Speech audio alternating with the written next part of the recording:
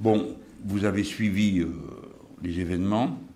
Cette fois-ci, c'est le calendrier lui-même qui échappe au gouvernement, et c'est bien fait parce que c'est tout de même un signal de plus de son incapacité à prévoir, à organiser, à maîtriser les événements. Nous savons depuis la mi-novembre à peu près que le variant Micron circule et qu'il a des caractéristiques qui ont été amplement décrites depuis sa détection initiale, c'est-à-dire il se répand plus vite, 3 fois plus vite que celui qu'on connaissait, et s'il a une dangerosité moindre, selon les observateurs, cependant, il contamine, et ceux qui en sont atteints peuvent avoir des formes assez pénalisantes de la maladie.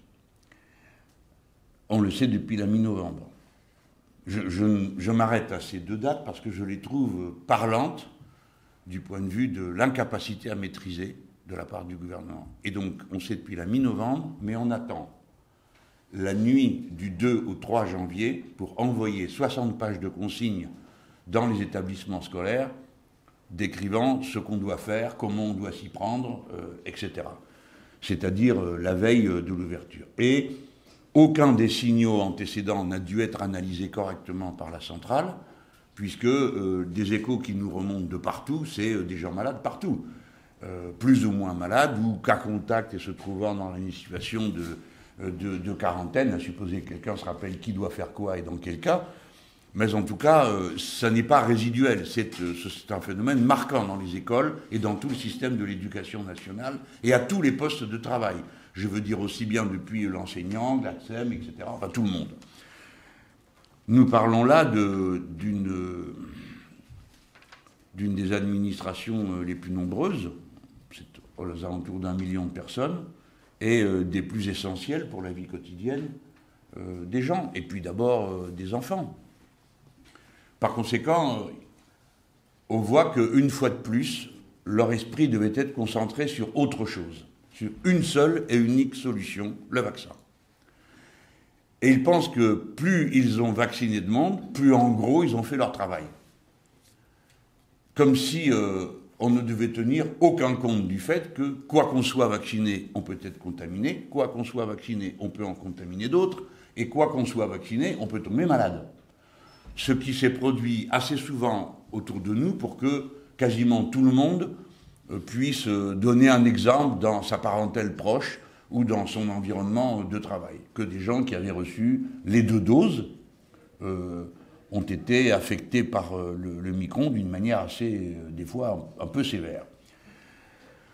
Alors, qu'est-ce qui se passe? Qu'ils n'ont jamais cru un seul instant à la nécessité de planifier l'action et en quelque sorte d'intégrer que la crise sanitaire ne se règle pas comme une crise militaire, fût-ce en Conseil de défense, et ce n'est pas parce qu'on va trouver une arme décisive que l'affaire va être réglée. La crise sanitaire, elle est globale, elle touche tous les aspects de notre vie, et donc la réponse doit être globale. Eux sont dans l'idée que dès lors que le malade ou la personne qui peut être malade, en quelque sorte, est responsabilisée par le vaccin, l'affaire est dite. Qui est-ce qui est responsable du chômage? Les chômeurs. Qui est responsable de la pauvreté? Le pauvre. Et qui est responsable de la maladie? Le malade.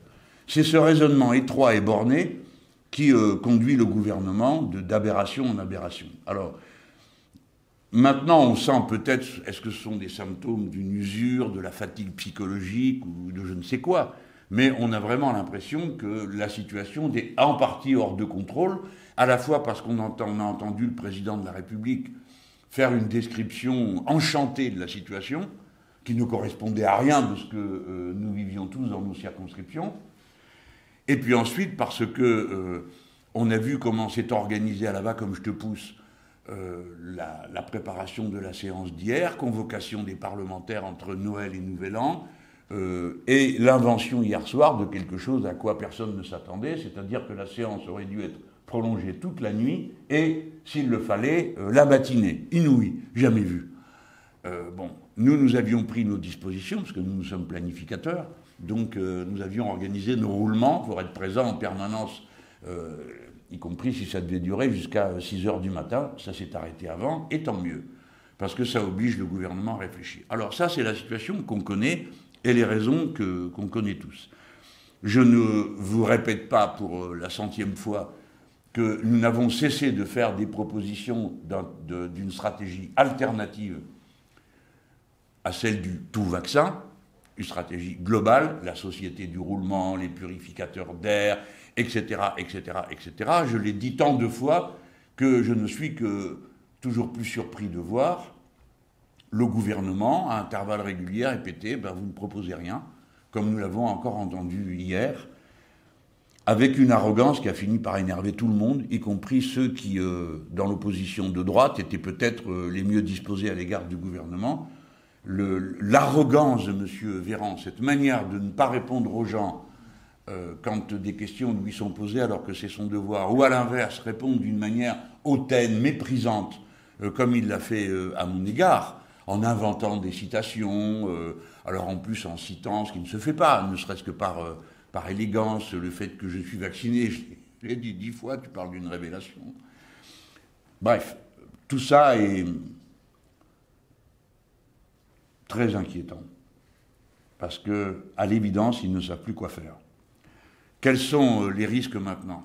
C'est que la désorganisation finisse par provoquer, ici ou là, un effondrement de la structure hospitalière, parce que je rappelle à tout le monde que tout ça ne tient que parce que les gens acceptent de continuer à bosser et à traiter la situation. Mais ça fait des mois et des mois et des mois et des mois que ça dure, des gens sont partis, d'autres ne sont pas arrivés, tant et si bien que nous sommes là sur un fil tendu. La même situation est en train de se produire à l'école, et nous sommes là aussi au bord de quelque chose que plus personne ne contrôlerait si on n'arrive plus à faire face à l'accueil de millions d'enfants, avec la désorganisation par contagion sur leurs parents, sur leur capacité à aller travailler. Voilà.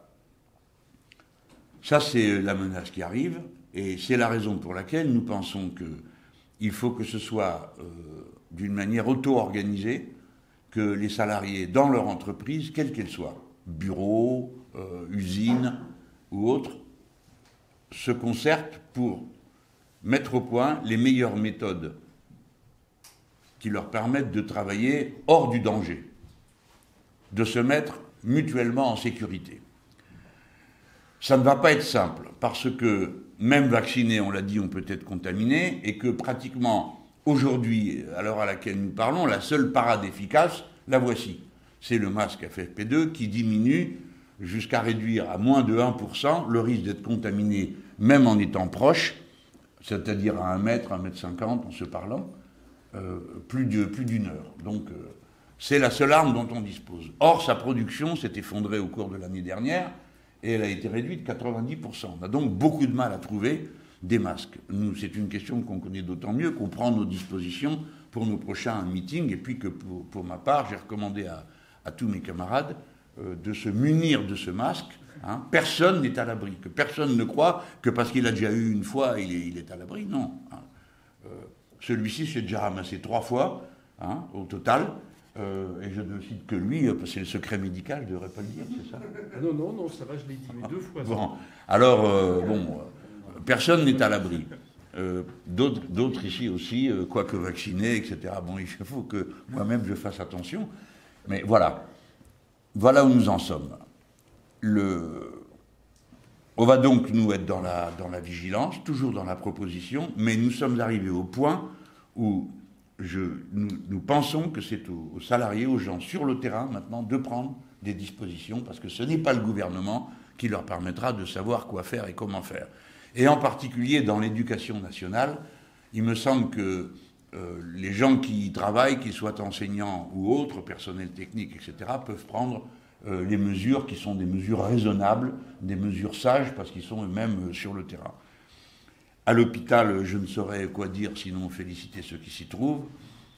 Mais voilà, si Micron conduit à une immunité collective, comme certains le pensent ou l'ont dit, j'ai vu que ça a été le point de vue du gouvernement d'Israël, avec des arguments assez convaincants, mais pour autant, ça ne doit pas nous conduire à sous-estimer la gravité de ce qu'on peut quand même subir au passage. Hein.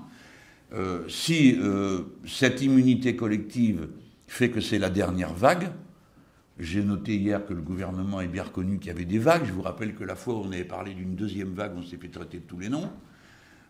Ça pourrait être la dernière vague et nous serons tous sortis d'affaire. Ce que je veux dire, c'est que opposition nous sommes, mais nous ne sommes pas dans une opposition qui consisterait à se limiter à la critique de l'action du gouvernement. Nous avons cessé de proposer quoi faire. Et nous savons très bien que si dans 3 mois, c'est à nous de gouverner le pays et que Micron n'est pas la dernière vague, il faut savoir par quel bout on prendrait une situation. Et nous le redisons, nous croyons qu'il va falloir maintenant apprendre à vivre dans une situation où la pandémie est un risque permanent pour la société et où les méthodes de lutte contre la propagation des maladies vont devenir des objets courants. Voilà. Ça, c'est ce qui nous attend. Je n'en dis pas plus parce que c'était la part qui m'a été demandée de faire ce matin, avant de rendre la parole à notre présidente pour la suite de ce qu'il y a à faire et à dire.